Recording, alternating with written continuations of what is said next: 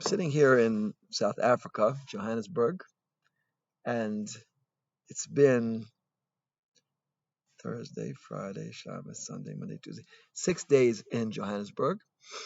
And B'chaste Hashem, with Hashem's great mercy, I've seen his hand many, many times here in Johannesburg, South Africa. And I'd like to just tell you about a few of the incidents that happened to me here. On the way here, I made a stopover in Ethiopia, Abu Dhabi, the Abu Dhabi airport in Ethiopia, and I get to the gate. It was gate A6. I had my boarding pass ready. I was a little bit late. I was wondering, should I dive in the plane? Should I dive in the airport? And I decided it was going to be a lot better to dive in the airport. On the plane, there was a lot of mixture of different people and colors. I thought it'd be much better diving in the airport. So even though there wasn't so much time, I figured, look, I'll dive in the airport. I'll be the last person to get on the plane. So what happened? I dive in the airport. I was the last person to get on the plane. And I get to the gate. They said, I'm sorry, but your flight has been changed from gate A to gate C, and it's already closed. Well, this was quite a surprise. And the reason is because everyone else in the world has a smartphone, and I'm one of the few people left who still have a stupid phone. And I think I'm pretty smart for having that phone. This was the advice that my Rebbeim gave me. But the downside of having a stupid phone is that when they change the gate at the last minute, at the very last minute, then you won't know about it because they have no way to contact you. They're not going to call you. It's something that they just send you a WhatsApp or a text or however they do these things. Anyway, so I ran across the airport from gate A to gate C. It was not so close. And they were correct.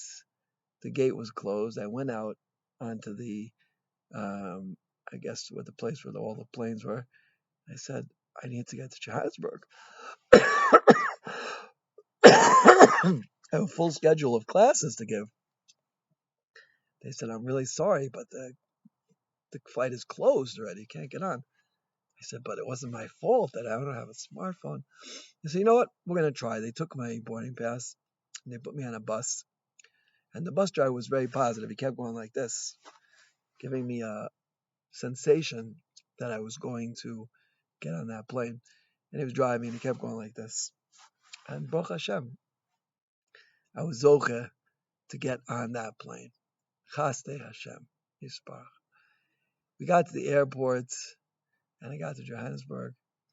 And it was about close to 30 shirim in 5 days. Really a packed schedule. Going from place to place to place.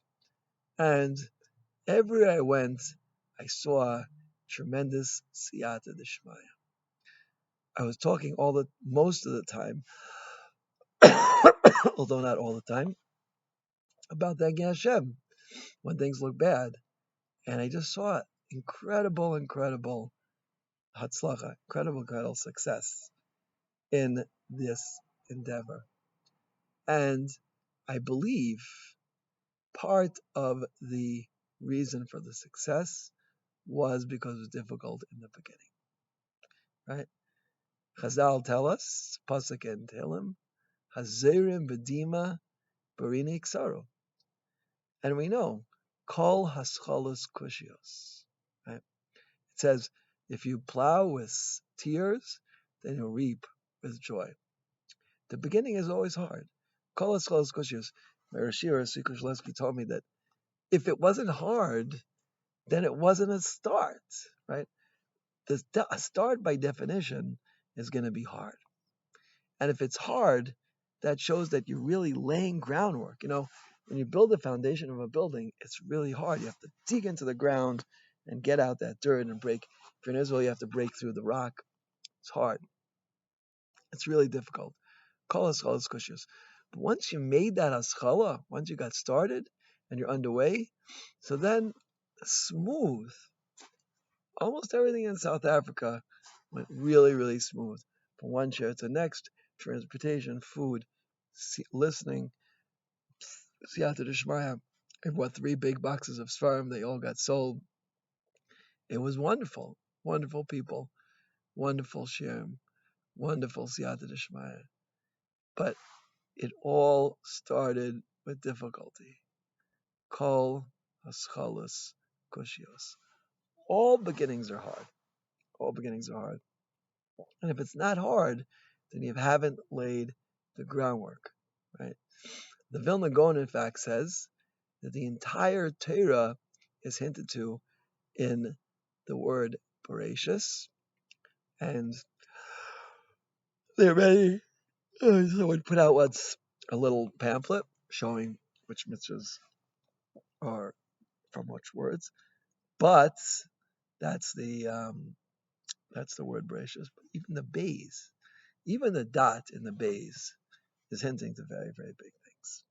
Because the beginning is the gestation period, it's the formulation, it's the birth, it's the conception of something big. And you need in the beginning to have it hard. If it wasn't hard in the beginning, then generally there won't be success. As my Rashiva, Rasul Krishlovsky, said, you need mysterious nefesh, you need to earn it. You need to earn it. And we know, Vayer Vayboker, Chazim Sofer says. Excuse me. First you have night, and then you have day. First it's hard. After the period of hard comes hopefully an easier period. You might be asking, why am I outside? It's the winter in South Africa, and it's currently 10:30 at night. It's quite cold. The reason I'm outside is because the house where I'm staying at in South Africa, everything is gated. All throughout South Africa, there are big iron gates in front of every house. And the family that I'm staying at, so they're not home, they went to a wedding, and it seems like their daughter is at home alone, and therefore it would seem to me that I'm not allowed to be in the house, and therefore I'm sitting outside in their garden, freezing cold, because in the course of my travels, my coat disappeared. So one might think this is something really bad, but it's not so bad. It's not so cold, and Baruch Hashem, I'm zoche to be doing a mitzvah of being careful about Hilchos Yichud. I was actually asked by the Beis Yaakov here to give a shir on it tomorrow, so I've been studying these halachas very diligently, and that's why it seems quite clear to me that this is the right thing to be doing. So Baruch Hashem, I'm doing the right thing. Right? It's a tremendous siyata d'shmaya to be able to do the right thing, even when it's difficult. And Chazal tell us, Kolatzol's kushios, right? Aval, what's the wording of Chazal? Tov reishis davar ma'achrisei. If something ends on a good note, right? And tonight I said my last of about 28, 29, maybe 30 share. Yeah, it was really good. If something ends on a good note, and sitting outside in the cold in a garden in South Africa, in order not to be over the prohibition of Yichud, that's something really good. I have a little bit of a shaila, is being in, if you have the door open of the house, but there's a iron fence at the entrance, is that something which is Yichud? It seems to me pretty clearly that it is Yichud, right? And that's why I'm sitting outside here in the garden. But when I get back, hopefully I'll write tshuva on it, and we'll get some clarity in this issue. In any event, it's a really great pleasure to be here in South Africa and to have the clarity of mind and the recognition that the good in an event happens because the beginning is difficult. And it wasn't just that change of flight in Ethiopia, but it was lugging 3 heavy boxes of Svarim to South Africa, carrying all my luggage from place to place on the plane because I didn't have any place for my clothes. I had to carry everything, and this happening and that happening, many many difficulties. Not having um, kosher food to eat because of various reasons, and other seeming difficulties. I want to tell you one more incredible story that happened to me, but perhaps I will wait for another shiur to share this with you. Should have tremendous siyata d'shmaya and bracha and atzlacha. Amen.